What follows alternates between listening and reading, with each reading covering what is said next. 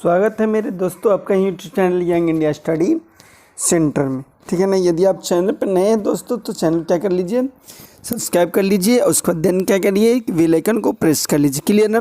सबसे फर्स्ट में young India study centre को आप क्या कर लीजिए, सब्सक्राइब कर लीजिए प्लीज़। मैं बिहार बोर्ड 10 क्लास के लिए जो इंपॉर्टेंट क्वेश्चन लेकर फिर से मैं आपके लिए क्या हूँ, हाजिर हूँ। तो कृपया करके क्वेश्चन को देखने की कोशिश करें और कुछ मैं समय दूंगा जिसको आप निर्धारित करना है। चलिए पहला प्रश्न की ओर बढ़ते हैं। ये रहा आज का पहला प्रश्न। टिंडल प्रभाव प्रकाश की कौन सी घटना को प्रदर्शित करती है। बोला जो टिंडल प्रभाव होता है प्रकाश का कौन सा घटना को प्रदर्शित करती है, ये आपको बताना है। फटाक से बताइए, ऑप्शन को पढ़िए। मैं कुछ सब 10 सेकेंड के लिए आपको मैं समय दूंगा।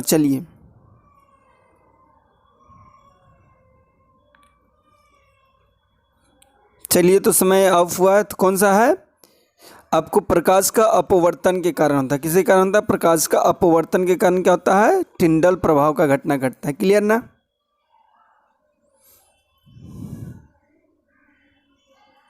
चलिए रहा प्रश्न। निम्न में से कौन असंतृप्त हाइड्रोकार्बन है। बोल रहा है कि कौन सा है जो असंतृप्त हाइड्रोकार्बन है। ऑप्शन आपका ये रहा CH4, C2H6, C2H4 या इनमें से कोई नहीं। चलिए समय दे रहा हूं मैं आपको इसका जवाब देने के लिए। फटाक से दीजिए कि असंतृप्त हाइड्रोकार्बन कौन सा है इसमें।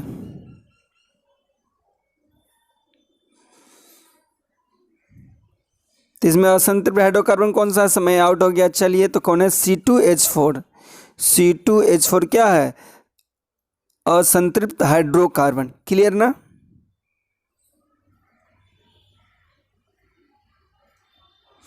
चलिए बताइए। नेक्स्ट प्रश्न ये रहा। निम्न में से कौन सा यौगिक ईंधन के रूप में इस्तेमाल किया जाता है। बोल रहा है कौन सा यौगिक है जिसको हम लोग ईंधन के रूप में उपयोग करते हैं। किसके रूप में उपयोग करते हैं हम लोग, ईंधन के रूप में उपयोग करते हैं। क्लियर ना, ईंधन के रूप में हम लोग प्रयोग करते हैं। तो बताइए कि कौन सा है। ऑप्शन इस प्रकार है, पढ़िए और जवाब दीजिए। क्या इथेनॉल है, प्रोपेनॉल है, इथेनोइक अम्ल है या इनमें से कोई नहीं। तो फटाक से बताइए कि कौन होगा आपका। चलिए समय लीजिए, पढ़िए और जवाब देने की कोशिश करिए। तो कौन है, फटाक से बोलिए। चलिए कमेंट करिए। तो क्या है, इनमें से सभी। ठीक है ना। ऑप्शन कौन है आपका सही, ये वाला है। इथेनॉल भी सही, प्रोपेनॉल, इथेनॉल, यानी कि इनमें से सभी का हम लोग उपयोग ईंधन के रूप में कर सकते हैं। चलिए बताइए, जवाब दीजिए। निम्न में से कौन आहार श्रृंखला का निर्माण करता है। बोल रहा है कि कौन है जो आहार श्रृंखला का निर्माण करता है। चलिए बताइए।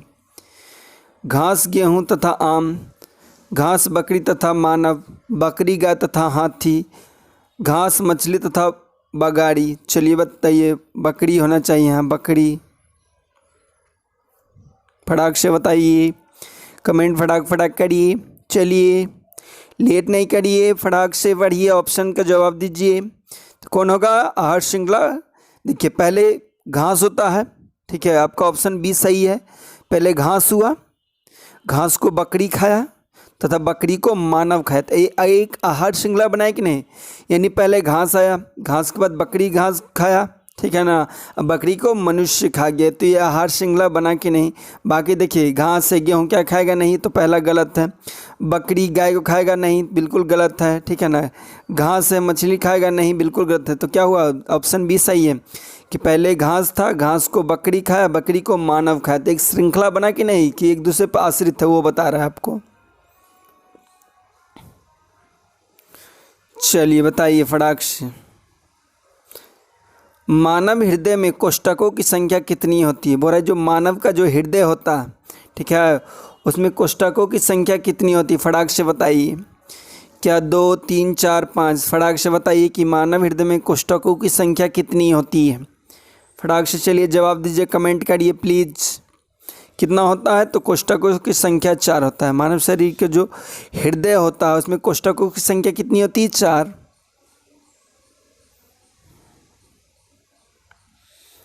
चलिए रहा प्रश्न। रासायनिक अभिक्रिया के दौरान किसी पदार्थ का ऑक्सीजन का ह्रास कहलाता है। ह्रास मीन्स कमी। ह्रास मीन्स क्या होता है, कमी। ठीक है ना। तो ही बोल रहा है आपका, ठीक है, कि रासायनिक क्रिया के दौरान किसी पदार्थ में ऑक्सीजन का ह्रास होगा यानी ऑक्सीजन का कमी होगा तो उस अभिक्रिया को हम क्या कहेंगे? आपको मैं पढ़ा चुका हूँ, तो चलिए बताइए कि यदि किसी पदार्थ के साथ ऑक्सीजन की कमी हो रहा, ह्रास हो रहा है, तो उस अभिक्रिया को हम किस नाम से जानेंगे? फटाक से बताइए, ऑप्शन देखिए और बताइए। समय इसीलिए मैं दे रहा हूँ, ठीक है? क्या आप पढ़े और अपने से जवाब देने का कोशिश करें। कौन सा अभिक्रिया है? अपचयन अभिक्रिया। अपचयन में क्या होता है? ऑक्सीजन की कमी होती है। क्या होती है? ऑक्सीजन की कमी होती है किसी भी पदार्थ के साथ। अपचयन में क्या होता है? ऑक्सीजन का वृद्धि होता है। इसमें क्या होता है? ऑक्सीजन कमता है, इसमें ऑक्सीजन क्या होता है? बढ़ता है। क्लियर ना? चलिए आगे बढ़ते हैं।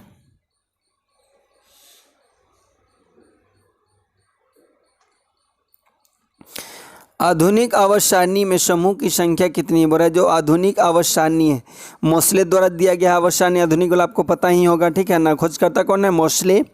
तो ये बताना था कि आधुनिक जो आवर्त सारणी होती है उसमें समूहों की संख्या कितनी होती है? आधुनिक आवर्त सारणी में फटाक से बताइए कितनी होती है? तो 18 समूह की संख्या कितनी होती है? और आधुनिक आवर्त सारणी में समूह की संख्या कितनी? 18। तो आवर्त की संख्या यदि वर्ग की संख्या पूछे तो 7, ठीक है ना? तो आवर्त की संख्या 7 है, समूह की संख्या 18।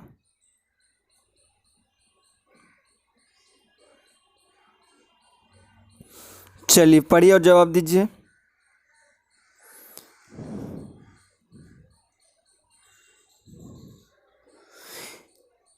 खाद्य पदार्थों को डिब्बे पर जिनका बजाय जिंक होना चाहिए, जिंक क्या होना चाहिए? जिंक, ठीक है। बोल रहे खाद्य पदार्थों के डिब्बे पर जिंक के बजाय टीन का लेप होता है, क्यों? बोल रहा जो खाद्य पदार्थ के डिब्बे, जो खाने वाले पदार्थ होता है उसका डिब्बा जो रहता है उसमें जिंक के बजाय टीन का लेप चढ़ाया रहता है। डिब्बा पर क्या होता है? जिंक के बजाय किसका लेप चढ़ाया रहता है? ऊपर से टीन का लेप चढ़ाया रहता है। तो ऐसा क्यों किया हुआ रहता है? चलिए बताइए ऐसा क्यों किया रहता है? क्यों किया रहता है? चलिए फटाक से जवाब दीजिए। तो ऑप्शन सी सही है। क्यों? टीन की अपेक्षा जिंक अधिक अभिक्रियाशील है। देखिए टीन है जो कम अभिक्रियाशील है, जिंक अधिक अभिक्रियाशील है। तो यदि हम मान लीजिए टीन का लगाएंगे, ठीक है, तो टीन की अपेक्षा जिंक अधिक अभिक्रियाशील है, यानी जिंक अधिक अभिक्रिया करेगा, जल्दी से किसी से अभिक्रिया करेगा, यानी खराब जल्दी होगा। इसलिए किसका हम लोग प्रयोग करते हैं? टीन का करते हैं।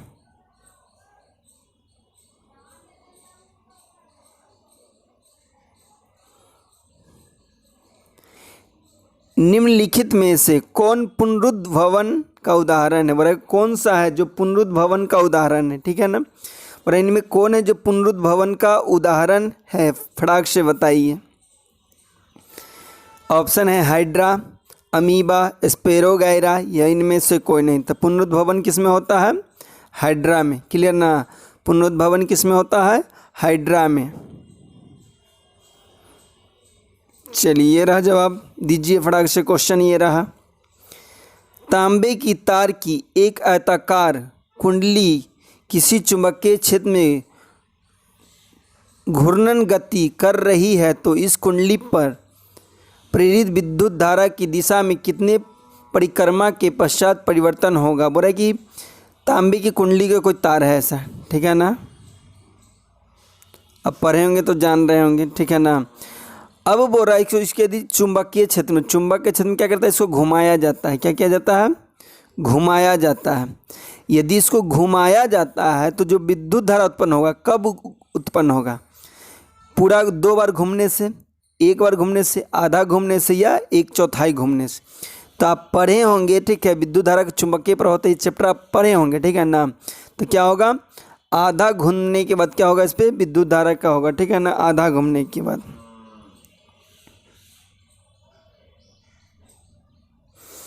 चलिए, सल्फर परमाणु की वाह्यतम कक्षा में इलेक्ट्रॉन की संख्या कितनी होती है? बोले जो सल्फर परमाणु होता है उसके वाह्यतम कक्षा में इलेक्ट्रॉन की संख्या कितनी होती है, ये बताना है, ठीक है ना? तो हम लोग जानते हैं कि सल्फर परमाणु की संख्या कितना? 16। आप इलेक्ट्रॉनिक विन्यास जान भी करते होंगे कि पहला कक्षा में 2 रख सकते हैं, दूसरा में 8। देखिए 8 और 2 10 हो गया, बचा कितना? 6, यानी वाह्यतम कक्षा में इलेक्ट्रॉन की संख्या कितना हो जाएगा? 6, ठीक है ना? तो सल्फर के वाह्यतम कक्षा में इलेक्ट्रॉन की संख्या कितना? 6, क्योंकि उसका परमाणु संख्या 16 था। पहला में रखे 2, पहला में 2 ही रख सकते, पहला कक्षा में 2 रख सकते, 2 से ज़्यादा नहीं रख सकते। दूसरा में 8 से कम रख सकते, 8 से ज़्यादा नहीं रख सकते। तो पहला में 2 रखे, दूसरा में 8 रखे, ठीक है। तो 8 और 2 10 खत्म हो गया, तो बच्चा कितना 6। तो वाह्यतम कक्षा में इलेक्ट्रॉन की संख्या कितना हो गया 6। क्लियर।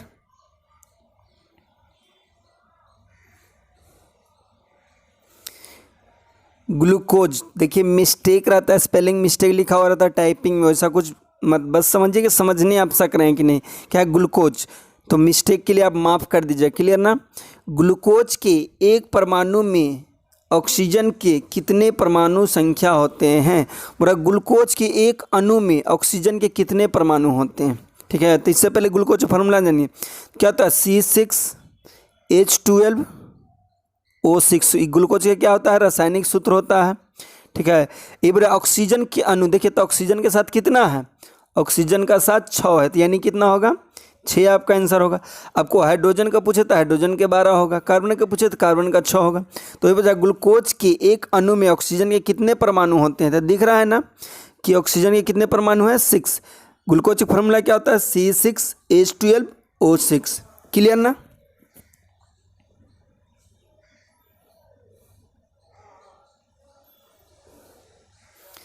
नई क्रांति चिन्ह परिपाटी के अनुसार दर्पण के सामने रखे गए बीम की दूरी ली जाती है। बोल रहा है कि नई क्रांति चिन्ह परिपाटी आप लोग पढ़े होंगे प्रकाश का परिवर्तन अपवर्तन चैप्टर में, ठीक है। इसमें क्या होता है, मान लीजिए दर्पण है, ठीक है, इधर दर्पण के आगे हो गया इधर, ठीक है। तो यहाँ ध्रुव होता है, ठीक है ना। तो जो भी दूरी ये दर्पण है, दर्पण के जो भी दूरी इधर दर्पण की दिशा में इधर मापेंगे तो सब दूरी प्लस होगा, यानी इधरे जा रहे हैं तो इधर प्लस होगा, ठीक है।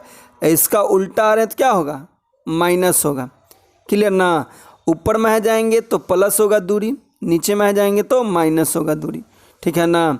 तो ये बोला कि नई क्रांति चिन्ह परिपाटी के अनुसार दर्पण के सामने रखे गए बिंब की प्रतिबिंब की दूरी क्या ली जा सकती है, होना चाहिए कि जो प्रतिबिंब की दूरी क्या लेना चाहिए। तो आप देखिए ये दर्पण है, दर्पण से आगे रखा हुआ, दर्पण का आगे रखा हुआ है, तो इसको हम क्या लेंगे, आगे रखा हुआ। तो अब नॉर्मल सी बात है, आप समझ सकते हैं कि आगे जब रखा हुआ तो क्या होना चाहिए, ऋणात्मक होना चाहिए, क्योंकि उल्टा दिशा में न माप रहे हैं। अरे भैया ये दर्पण है मान लीजिए, तो इधर बताएं कि इधर में आएंगे तो प्लस रहेगा, इधर में जाएंगे तो माइनस रहेगा। नापेंगे कहाँ से, यहाँ से। जब भी नापना है यहाँ से, अब बीम इधर रखल है तो इधर से ना मापेंगे, इधर से ना नापेंगे, तो इधर उल्टा चल रहा है ना, तो उल्टा चलेगा यानी माइनस, यानी क्या होगा, ऋणात्मक होगा।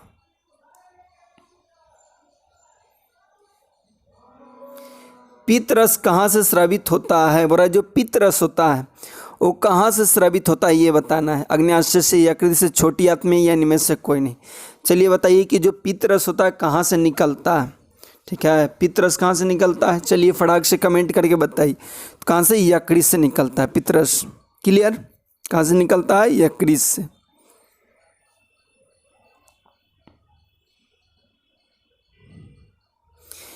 निम्न में से कौन मलेरिया परजीवी है, बोरा कौन है जो मलेरिया परजीवी, बोरा इनमें से कौन है जो मलेरिया परजीवी। ऑप्शन पढ़िए, बताइए कि इनमें कौन है जो मलेरिया परजीवी है। फटाक से जवाब दीजिए, ज़्यादा नहीं 10 सेकेंड आपको मैं समय दूंगा आंसर करने के लिए। क्लियर ना। तो कौन सा, प्लाज्मोडियम। क्या है, प्लाज्मोडियम मलेरिया एक क्या है, मलेरिया परजीवी है, यानी इसी से मलेरिया फैलता है।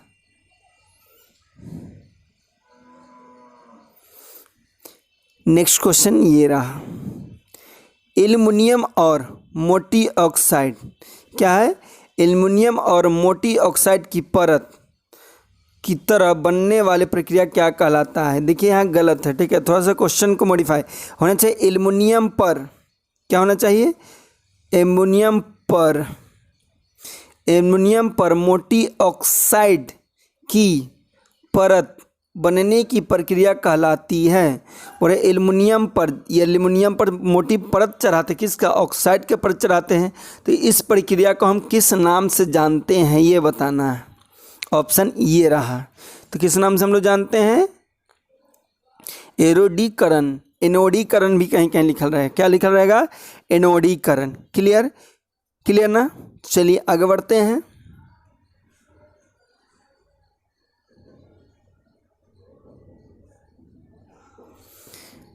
सामान्य नेत्र के लिए दूर बिंदु है, और जो नेत्र के लिए है तो दूर कितना दूर तक देख सकता है हमारा नेत्र, यानी जो हमारा आँख है अधिकतम कितना दूर तक देख सकता है। ठीक है, तो कितना दूर तक अनंत तक देख सकता है। हमारा जो आँख का जो दूर बिंदु हो अनंत है। क्लियर ना, आँख का जो दूर बिंदु कितना है, अनंत है, यानी अनंत तक जहाँ मन वहाँ तक आप देख सकते हैं। लेकिन निकट बिंदु कितना है, 25 सेंटीमीटर, नज़दीक 25 सेंटीमीटर से ज़्यादा ना देख सकते हैं। निकट की बात की जाए आँख का तो 25 सेंटीमीटर देख सकते हैं, दूर की बात की जाए तो अनंत तक देख सकते हैं। क्लियर।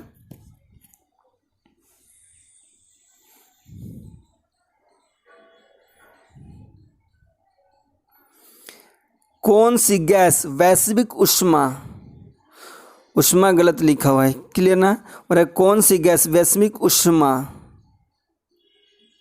ठीक है, कौन सी गैस वैश्विक उष्मा के लिए उत्तरदायी है। बोल रहा है कौन सा गैस है जो वैश्विक उष्मा के लिए उत्तरदायी है, यानी अधिक जो गर्मी बढ़ रहा है उसके लिए उत्तरदायी है कौन सा गैस। ठीक है, तो वैश्विक उष्मा के लिए कौन सा गैस उत्तरदायक है ये बताइए। ऑप्शन पहला carbon dioxide, option B oxygen, option C nitrogen, या ऑप्शन डी इनमें से कोई नहीं। तो चलिए बताइए कि वैश्विक उष्मा के लिए कौन सा गैस उत्तरदायी है, यानी उसी गैस से कारण ये बढ़ता है गर्मी। फटाक से बताइए, तो कौन सा है, कार्बन डाइऑक्साइड से। किससे होता है, कार्बन डाई और यानी CO2। क्लियर।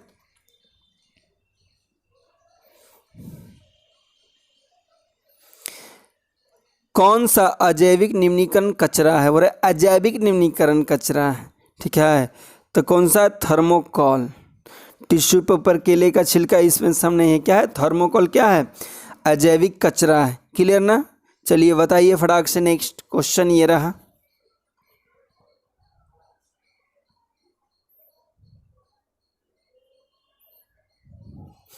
निम्न में से किस लेंस की फोकस दूरी धनात्मक होती है। बोला कौन सा लेंस है जिसका फोकस दूरी धनात्मक यानी प्लस होता है।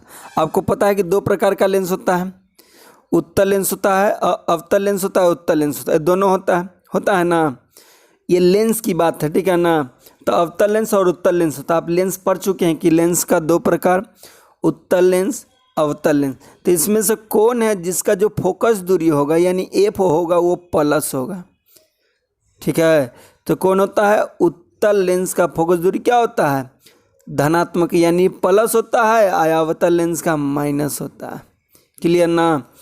अवतल लेंस का फोकस दूरी माइनस और उत्तल लेंस का फोकस दूरी प्लस। 2-3-4 बार बोलिए, याद हो जाएगा कि अवतल लेंस का फोकस दूरी माइनस और उत्तल लेंस का प्लस। जो छोटा वाला है उसका प्लस, जो बड़ा वाला है उसको माइनस, जो छोटा वाला है उसका प्लस, जो बड़ा वाला है उसका माइनस। क्लियर ना।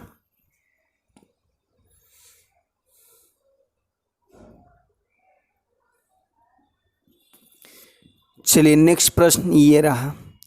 समांतर क्रम में संयोजित प्रतिरोध की संख्या घटने के उपरांत संयोजन प्रतिरोध की कुल प्रतिरोध कितना होता है। बोले समांतर क्रम में यदि प्रतिरोध को सजाते हैं, ठीक है, तो यदि प्रतिरोध की संख्या घटने पर, यदि प्रतिरोध की संख्या क्या घटा देते हैं तो कुल प्रतिरोध का मान क्या होगा ये बताना है। तो कुल प्रतिरोध का मान क्या होगा, तो क्या होगा, अपरिवर्तित रहेगा। क्या, यानी कोई भी बदलाव नहीं आएगा। क्लियर।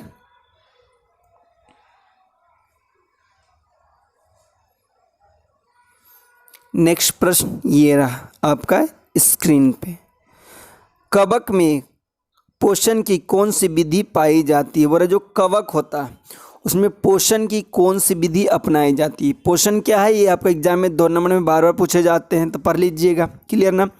यहाँ पूछा है कवक में पोषण की कौन सी विधि पाई जाती है। फटाक से बताइए कि कवक में पोषण की कौन सी विधि आपको पाई जाती है, फटाक से। तो कवक कैसे भोजन अपना ग्रहण करता है, तो मृत जीवी से, यानी मरे सड़े गले मरे पर ही अपना भोजन ग्रहण करता है। कवक किसे, सना गला मरा यानी मृत जीव पर। ठीक है ना। तो पोषण कैसे, पोषण मतलब भोजन, भोजन कैसे ग्रहण करता है कवक, मरा हुआ चीज पर, मृत जीव पर।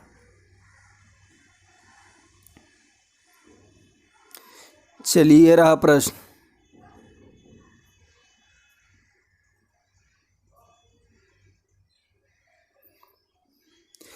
निम्न में से कौन सा पद विद्युत परिपथ में विद्युत शक्ति को निरूपित करता है। और इनमें कौन है जो विद्युत शक्ति को निरूपित करता है? तो यहाँ होना चाहिए एल स्क्वायर आर, यहाँ भी एल होना चाहिए, यहाँ भी एल होना चाहिए, यहाँ भी एल होना चाहिए। तो फटाक से बताइए कौन सा पद है जो विद्युत परिपथ में विद्युत शक्ति का डिफिनेशन को बताता है, निरूपित करता है? तो फटाक से बताइए कौन होगा? तो एल स्क्वायर आर। कौन होगा? एल स्क्वायर और आर।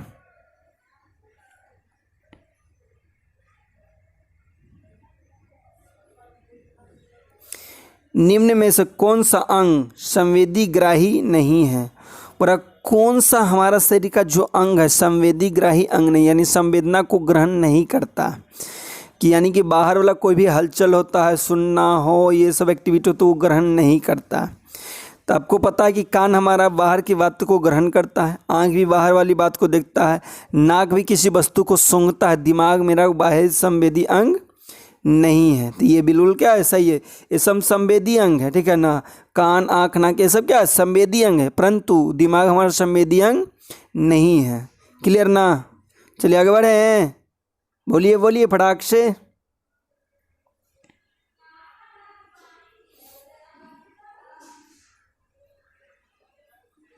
ये रहा प्रश्न नेक्स्ट आपका स्क्रीन पे। किस दर्पण का प्रयोग सामान्यतः वाहनों के पास दृश्य दर्पण के रूप में किया जाता है? बुरा कौन सा दर्पण है जिसका प्रयोग हम लोग साइड मिरर के रूप में करते हैं? गाड़ी का जो साइड में लगल रहता है मिरर, दर्पण, ठीक है, लगल रहता है ना, आप देखे होंगे साइड में लगल रहता है शीशा। तो कौन सा शीशा रहता है ये बताना, कि जो दर्पण रहता है किसी गाड़ी में, ठीक है, जैसे बाइक है तो बाइक में पीछे देखने के लिए देखिएगा चश्मा लगल जिसमें हम लोग चेहरा देखते हैं, ठीक है, शीशा लगा रहता है, वो कौन सा शीशा रहता है ये बताना है फटाक से। चलिए ऑप्शन ये रहा, बताइए तो कौन सा होगा? तो उत्तल दर्पण रहता है। कौन सा दर्पण रहता है? उत्तल दर्पण रहता है। साइड मिरर बोलिए, पार्श्व दृश्य दर्पण के रूप में बोलिए।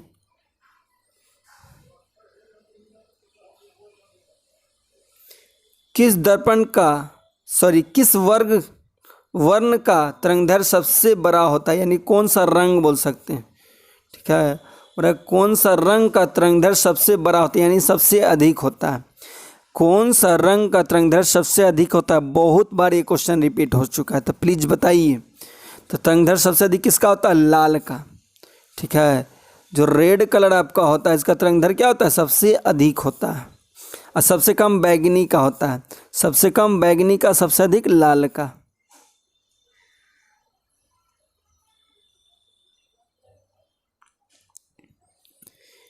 समजात अंक का उदाहरण है। आपका एग्जाम में ये भी 2 नंबर में 12 पूछा जाता है कि समजात अंक से आप क्या समझते हैं, लेकिन हम लोग अभी MCQ कर रहे हैं, यानी मल्टीपल चॉइस क्वेश्चन, यानी ऑब्जेक्टिव कर रहे हैं, ठीक है ना। तो बताइए कि समजात अंक क्या है, ठीक है, यानी कि भैया उसका काम क्या है? देखिए समजात अंक क्या है? हमारा हाथ और कुत्ते का अग्रपाद, ठीक है ना, हमारा हाथ और कुत्ते का अग्रपाद, यानी कि भैया रचना एक जैसा दिखेगा लेकिन काम अलग अलग रहेगा। क्लियर ना? तो हमारा देखिए 2 हाथ और कुत्ता का आगे वाला 2 पैर, दोनों एक ही जैसा है लेकिन दोनों का काम अलग अलग है। वो चलने के लिए काम करता है, हम किसी सामान को पकड़ने उठाने ये सब के लिए काम करते हैं। क्या है? समजात अंग। समजात अंग का डिफिनेशन ही है कि भैया आकार एक जैसा हो, बनावट यानी एक जैसा हो, परंतु उसका कार्य हो अलग अलग हो, उसको क्या कहेंगे हम लोग? समजात अंग कहेंगे, ठीक है ना। अरे बोलिए, ठीक है। चलिए ये रहा नेक्स्ट प्रश्न। निम्न में से उत्तम ऊर्जा स्रोत कौन सा है? उत्तम यानी बेस्ट ऊर्जा स्रोत, यानी सबसे अच्छा ऊर्जा का स्रोत कौन है, ठीक है, यानी खाना बनाने के लिए ऊर्जा स्रोत सबसे अच्छा कौन सा है, ठीक है, यानी चूल्हा जलाने उलाने, लकड़ी, कोयला। तो ये बोला कि कोयला अच्छा होता है, लकड़ी अच्छा होता है, या पेट्रोलियम अच्छा होता है, या बायोगैस। क्या होना चाहिए यहाँ पे? बायोगैस होना चाहिए। क्लियर ना? बायोगैस।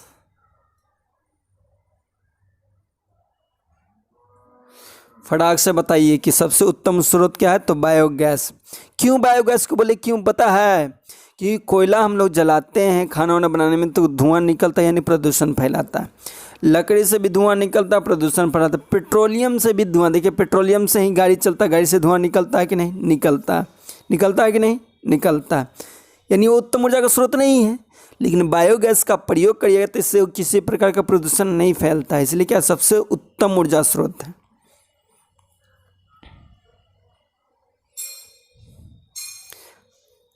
कौन अंतस्रावी, यहाँ क्या होना चाहिए, कौन अंतस्रावी होना चाहिए। 10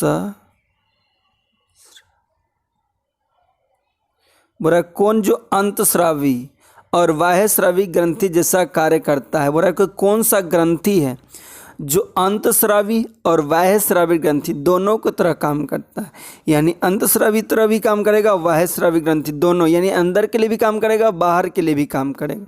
तो कौन सा ग्रंथि है, तो अग्नाशय ग्रंथि को अंतस्रावी और बाह्यस्रावी दोनों ग्रंथि यानी मिश्रित ग्रंथि भी कहते हैं, यानी मिला हुआ है, अंतस्रावी है और बाह्यस्रावी ग्रंथि भी है। तो इसलिए क्या कहते हैं, अग्नाशय ग्रंथि को क्या कहते हैं, अंतस्रावी और बाह्यस्रावी ग्रंथि भी कहते हैं, यानी मिक्स ग्रंथि है। चलिए प्लीज़ अभी तक आप वीडियो में बने हुए तो प्लीज़ ज़्यादा से ज़्यादा वीडियो को शेयर कर दीजिए, ठीक है ना। और बहुत ही मज़ेदार प्रश्न है, बस समझने की कोशिश करना है। चलिए तो ये रहा प्रश्न, फ्लेमिंग के वाम हस्त नियम के बाएं हाथ की तर्जनी संकेत करता है। यदि आप पढ़ चुके विद्युत धारा के चुंबकीय प्रभाव चैप्टर फिजिक्स का, तो उसमें फ्लेमिंग के वाम हस्त नियम को पढ़े होंगे, जो बहुत इंपॉर्टेंट है 2 नंबर के लिए। ऑब्जेक्टिव के लिए यहाँ उंगली के बारे में बार बार पूछा जाता है, क्लियर ना।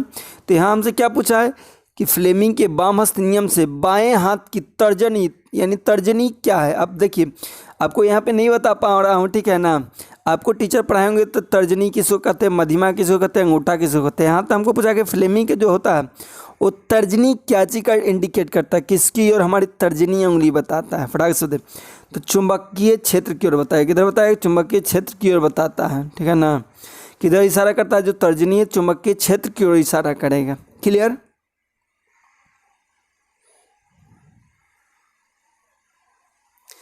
निम्न में से कौन गंगा प्रदूषण के लिए उत्तरदायी नहीं है, यानी गंगा जी को प्रदूषित करने के लिए उत्तरदायी नहीं, यानी वो गंगा जी को प्रदूषण नहीं फैलाता है, गंदगी नहीं फैलाता है गंगा प्रदूषण में।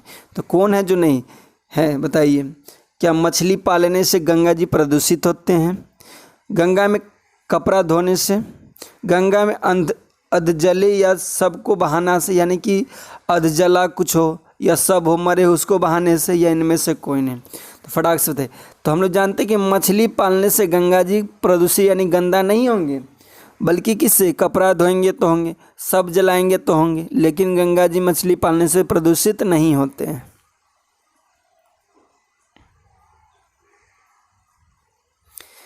किस लेंस का उपयोग कर दीर्घ दृष्टि दोष को संशोधित किया जा सकता है।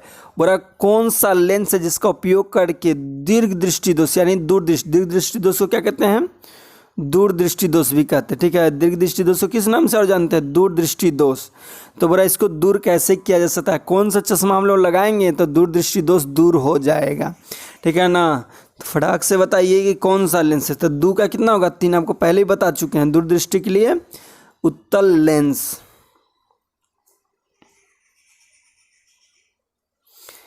किस लेंस का उपयोग कर दीर्घ दृष्टि दोष को संशोधित किया जा सकता है, वही क्वेश्चन है, सेम टू सेम, ठीक है। कोई दिक्कत है किसी को, नहीं। आगे बढ़ते हैं, ठीक है। चलिए आगे बढ़ते हैं। ये रहा प्रश्न आपका स्क्रीन पे।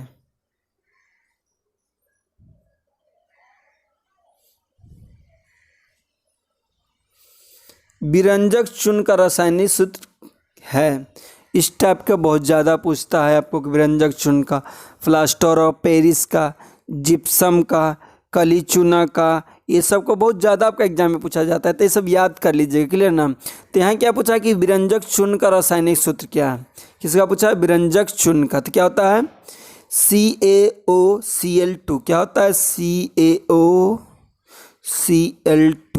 ये किसका सूत्र है, रासायनिक सूत्र है विरंजक चूर्ण का, यानी केमिकल नेम, क्लियर।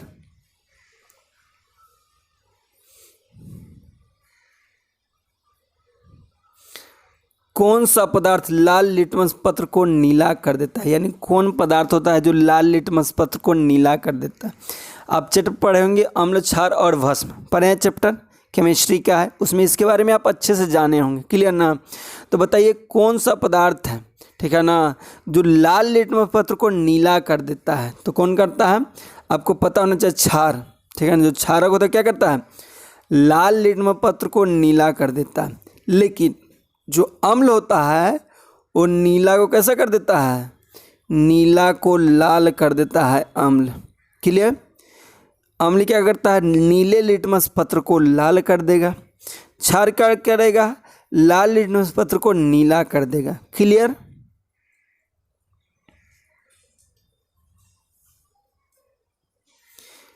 कौन सा अभिलक्षण वंशागत नहीं है? बोला है कौन सा लक्षण है जो वंशागत यानी वंश यानी दादा के था, फिर मेरे पिताजी में रहेगा, हम में भी रहेगा, मेरा बाल बच्चा में भी रहेगा, मेरा बाल बच्चा के भी मेरा बाल बच्चा में रहेगा।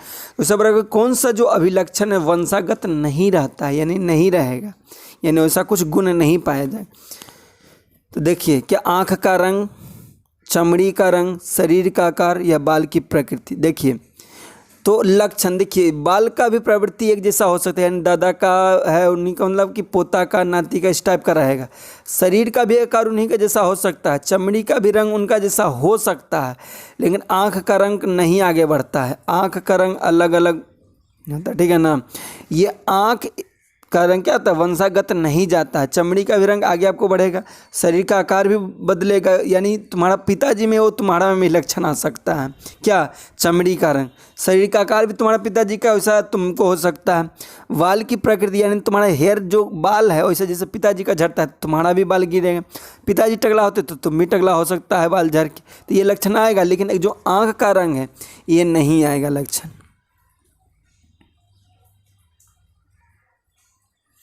शुद्ध जल का पीएच मान होता है, क्या हो रहा है? जो शुद्ध जल होता है इसका पीएच मान क्या होता है? पावर ऑफ हाइड्रोजन, हाइड्रोजन की सांद्रता इसको बोलते हैं। ठीक है, तो शुद्ध जल का पीएच मान कितना होता है सारे लोग जानते होंगे। जो नहीं जानते हो तो समझ लीजिए कि आपका कैसा तैयारी है, बिल्कुल एकदम खराब तैयारी समझ सकते हैं। ठीक है, तो शुद्ध जल का पीएच मान कितना होता है? 7।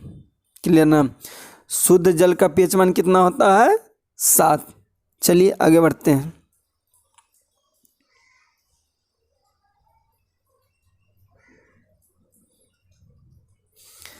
कौन सा कार्बन यौगिक सबसे अधिक अभिक्रियाशील है? बोला इनमें से कौन कार्बनिक यौगिक है जो सबसे अधिक अभिक्रियाशील यानी सबसे तेजी से अभिक्रिया करता है? तो कौन होगा? C2H6। ठीक है ना, C2H6 सबसे अधिक अभिक्रियाशील है कार्बनिक यौगिक।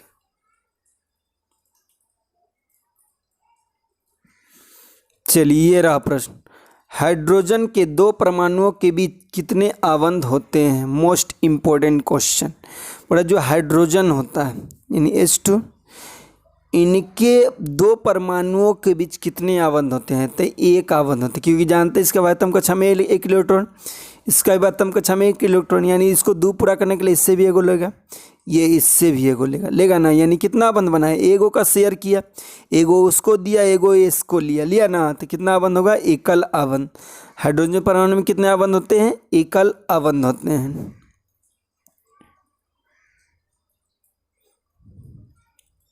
चलिए रहा प्रश्न, विद्युत ऊर्जा का व्यापारिक मात्रक है। बोला जो विद्युत ऊर्जा है उसका व्यावसायिक मात्रक या व्यापारिक मात्रक क्या है ये बताना।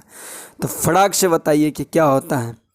तो वाट घंटा। ठीक है ना, वाट घंटा। क्लियर ना, यानी वाट पर आवर बोल सकते हैं, वाट पर आवर। ये क्या है? विद्युत ऊर्जा का व्यावसायिक मात्रक। तो अभी तक भी आप इस वीडियो में बने, उम्मीद करते कि 40 के 40 आप रट लीजिएगा, जो कि एग्जाम पॉइंट ऑफ व्यू से बहुत ही इंपॉर्टेंट है। तो मिस ना करिएगा, बार बार इस वीडियो को 1 बार 2 बार देखिएगा ना, तो आपको एग्ज़ाम के लिए फाइनली याद हो जाएगा। अब मेरा एक गारंटी है कि इसमें से आपको जितना भी मैं ऑब्जेक्टिव करा रहा हूँ इससे बाहर एक भी प्रश्न नहीं जाएंगे। ये हमारे वादा है और एक्सपीरियंस के साथ मैं कर रहा हूँ। ठीक है ना, तो अभी भी चैनल पर आप नए थे, वेट कर रहे थे सब्सक्राइब के लिए, तो चैनल को सब्सक्राइब कर लीजिए। आप यदि सब्सक्राइब कर चुके हैं तो वीडियो को लाइक कर दीजिए और दोस्तों को भी WhatsApp, Facebook, Instagram, Telegram, Twitter जहाँ भी हो आप क्या करिए, इसको शेयर कर दीजिए कुछ भी पे। क्लियर ना? तो आज के इतने देते हैं। जय हिंद, जय भारत।